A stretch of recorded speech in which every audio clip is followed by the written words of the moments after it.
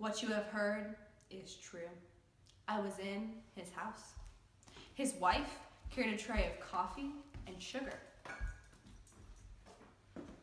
His daughter filed her nails.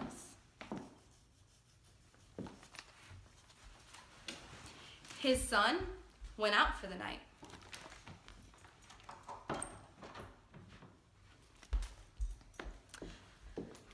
There were daily papers, pet dogs, a pistol on the cushion beside him. The moon swung bare on the black cord over the house. On the television was a cop show. It was in English. Broken bottles were embedded in the walls around the house to scoop the kneecaps of a man's legs or cut his hands to lace. On the windows there were gratings like those in a liquor store. We had dinner, rack of lamb, good wine, a gold bell to call the maid. The maid brought green mangoes, salt, a type of bread. I was asked how I enjoyed the country. There was a brief commercial in Spanish. His wife took everything away. There was some talk of how difficult it had become to govern. The parrot said hello on the terrace. Hello! The colonel told it to shut up. Shut up!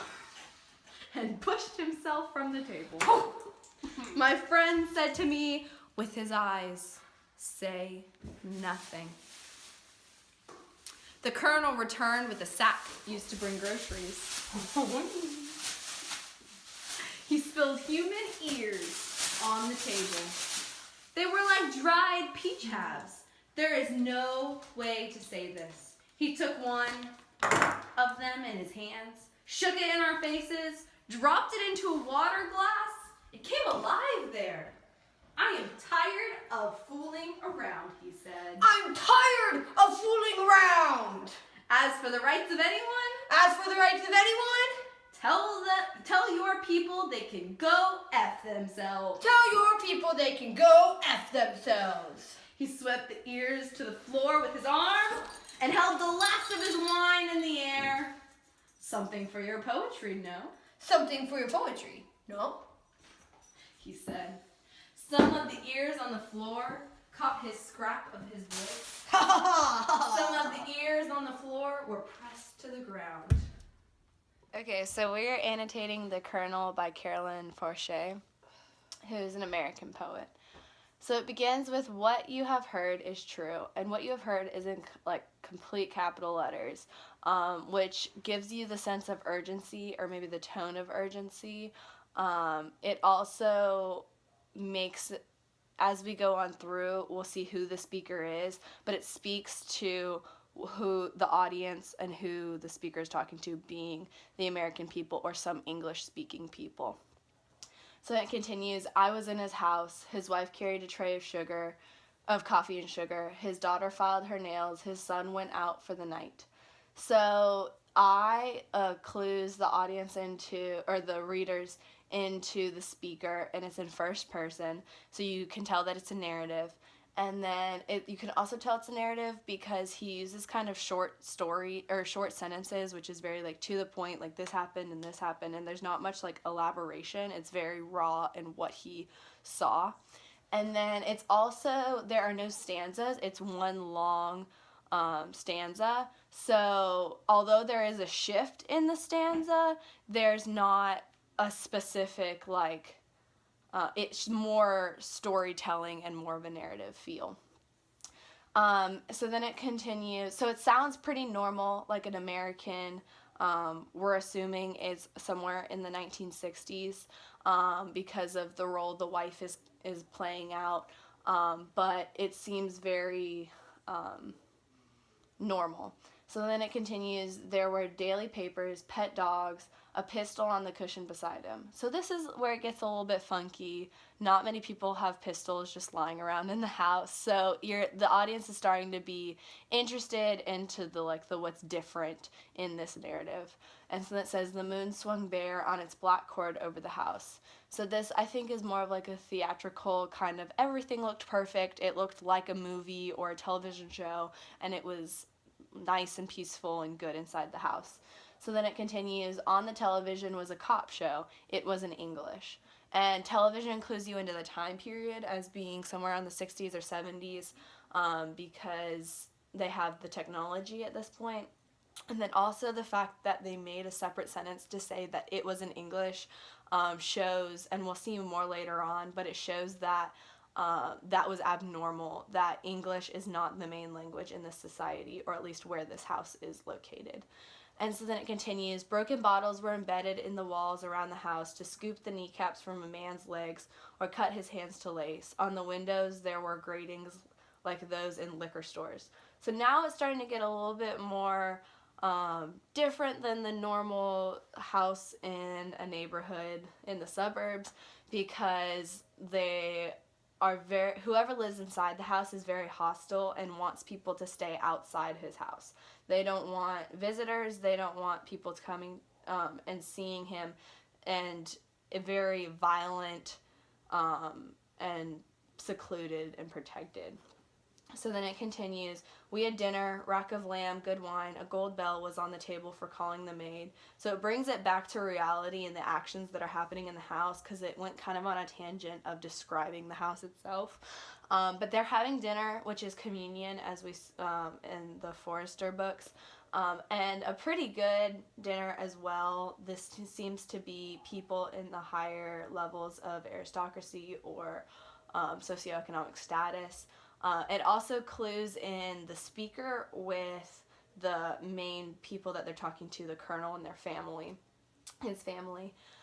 Continues, the maid brought green mangoes, salt, a type of bread. So this is traditionally a dessert for Latin American cultural dessert. And so it kind of shows the difference from, in America, we don't necessarily eat those things as our dessert. So it shows a little bit of the difference there. And then it says, I was asked how I enjoyed the country. So this is the big tip-off that the speaker is a foreigner, is a visitor. And it kind of seems like he is being interrogated or welcomed into this house of the colonel where not many people are supposed to come. So it gives us the sense of maybe an interrogation or a diplomat coming into this into this home to assess the real situation in the foreign country. And as we'll see later, the colonel is very hostile. And so we believe it may be a dictator of some sorts in a Latin American country where they had lots of revolutions. So it continues, there was a brief commercial in Spanish. This is one of our keys into the fact that they are trying to put on a show to make it look like it's an English, good, perfect house, but really they're in a Spanish country. It continues, his wife took everything away. There was some talk of how difficult it had become to govern. This leads back to it possibly being a dictatorship or some sort of rebellion inside the country, which Latin America was known for in this time period. And it also is interesting that the two sentences underlined in red were broken up by sort of trivial sentences, because it seems like that was the interrogation, the speaking part of the narrative, yet he decided to break it up with kind of trivial sentences. And then it continues on, the parrot said hello on the terrace, and as we read in Forrester, the parrot is a bird, which generally means freedom. And the next sentence is, the colonel told it to shut up and pushed himself from the table. So this kind of shows how hostile he is, because most people don't refer to their pets and tell them to shut up. But it also shows him squandering freedom, which is why we believe he's more of a dictator of a rebellion instead of some elected person or elected official in the society. And then it's also the first time they mention the Colonel, which is the, like, outright, which is the name of the poem itself. And then it continues, my friend said to me with his eyes, say nothing, and with a period at the end. So this is a very powerful statement because it, like, shows the speaker that he needs to be careful what he says, even though he may be someone who interrogates often or leads interviews, that this is not a place to test the Colonel, because he very well could be a dangerous man and has been shown to be hostile. Okay, so we start with the rest of the poem at the climax, and it's still part of the same poem. This is just the climax of it, so as it becomes, like, more hostile and the story continues. So it starts with the Colonel returned with a sack used to bring groceries home. So it seems normal that he would be bringing groceries into his house. And the next line says, he spilled many human ears on the table. So that's a shock to the reader, and the only adjective used to describe the human ears is many.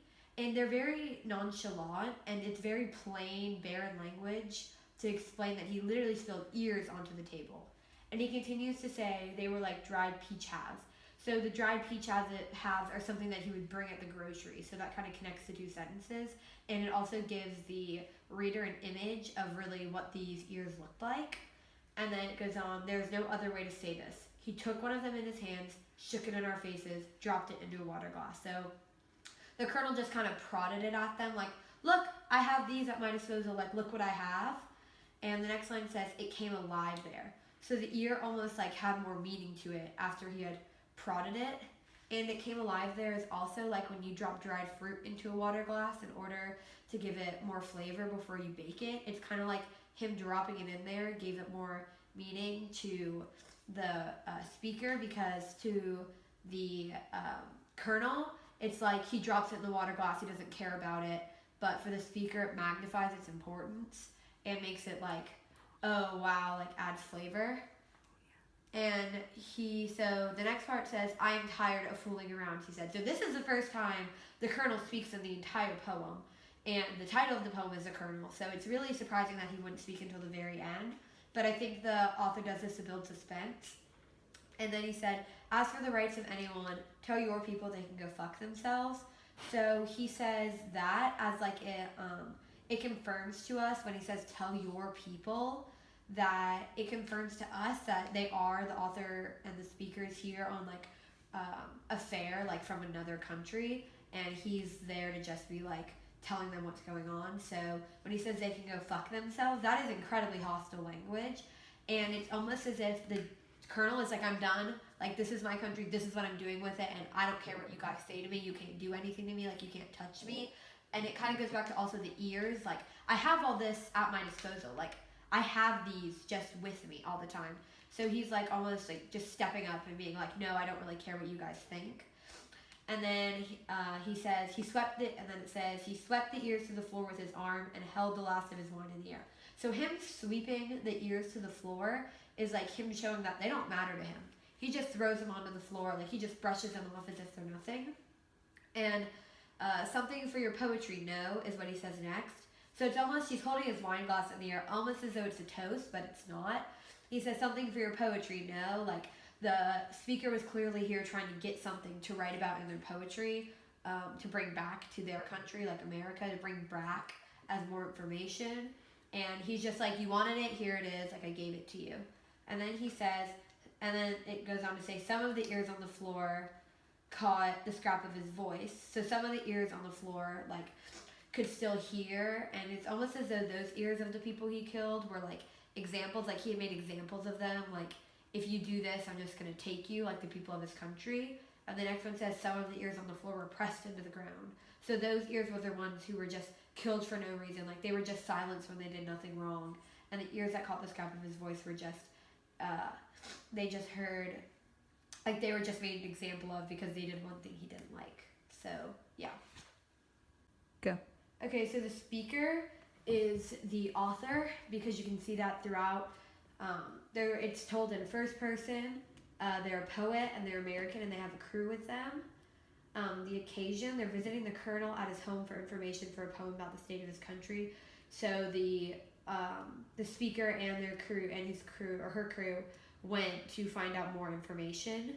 The audience is American citizens and government during the time period, so they probably went on almost like a research or documentary trip just to find out more information. The purpose is like an expose to get the truth about the colonel. So like the purpose of the poem is just to reveal who the colonel is and like what his home life and his life is like, and the rebellion that's going on. And the subject is the colonel. So the fact that the colonel doesn't have a name, that he's just the colonel, can reveal that this can be true of any rebellion in any country, that it's just the dictator that can be irrational and can be done and just wants their own way. And the tone begins very urgent, almost as though it's a story, and then it turns into descriptive and very like bland language, very straightforward, and then just like it telling exactly what happened, like not adding anything else, and it ends nervous and shocked and surprised out of like how the colonel treated them and kind of put the author into their place.